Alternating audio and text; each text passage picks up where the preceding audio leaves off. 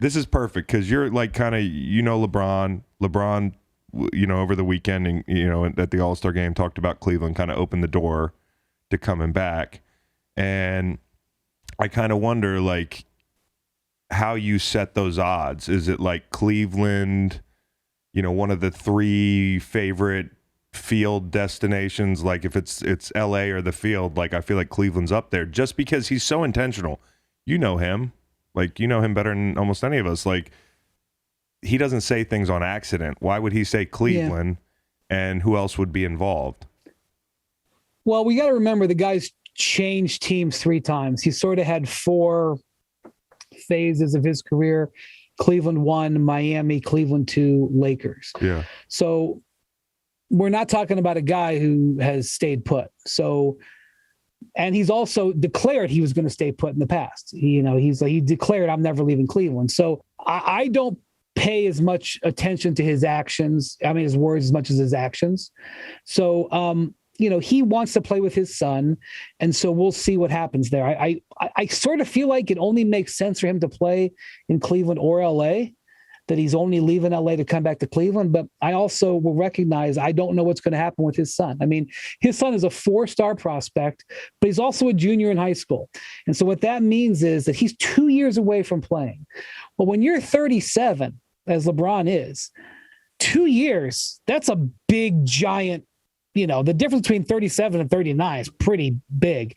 And while he's talking about his son and playing with his son somewhere, and maybe that's Cleveland, maybe that's LA, maybe that's somewhere else, all of next season and all of the season after that. And that's what I think he's talking about and focused on. And he still has gas left in the tank, still wants to compete. And he also said that he said, my last season will be with my son.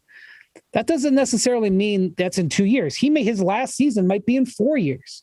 I don't know. So people are equating what he said about his son to what's happening right now with the Lakers. And I think that's a mistake. I think those should be taken apart from each other. So what I think he's doing right now is he's putting the Lakers on notice. Yeah.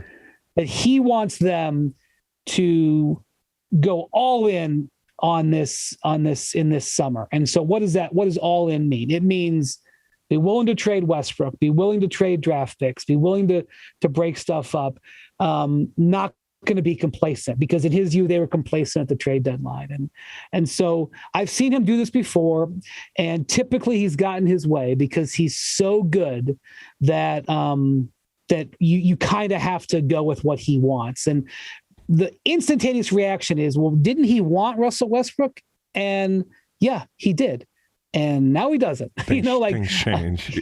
Yeah. So I know that it's whataboutism, but like he doesn't care. When you're a player at his level, you can make demands, right, and normally they get met. Yeah, it's interesting because with the Bronny stuff, I don't know high school recruiting in college the same way. The same way that I know it in football. So like I know what a 4-star means in football. Like I know that in football there's so many 4-stars. Like it's no foregone conclusion that a 4-star is going to play in the NFL, even if you're a 5-star. So like what does a 4-star mean? Like what are the real prospects of this kid playing in the pros? I know he's not as big as his dad, but he's got some game. And can like kids like that kind of continue to grow? Like is the finished product what you see now, or is in 2 years he could be a totally different prospect? You're right. He's nowhere near the physical size of his dad, and he's unfortunately already had an injury. He missed his sophomore year because he tore his meniscus. Yeah. So his dad's never had a significant knee injury, knock on wood. So yeah, and you're exactly right. Being 4-star means you could probably go into a high major school. It means if you want to go to UCLA or USC, you probably can. If you want to go to Duke, you probably can. It doesn't mean that you're going to, at age 19, be ready to play in the NBA. So one of the things when it comes to that, I've seen him play a number of occasions. I'll tell you one thing, when he was like 15, he was in way better physical condition than LeBron was. LeBron didn't have a training regimen at age 15, it's a totally different game. 16. Yeah.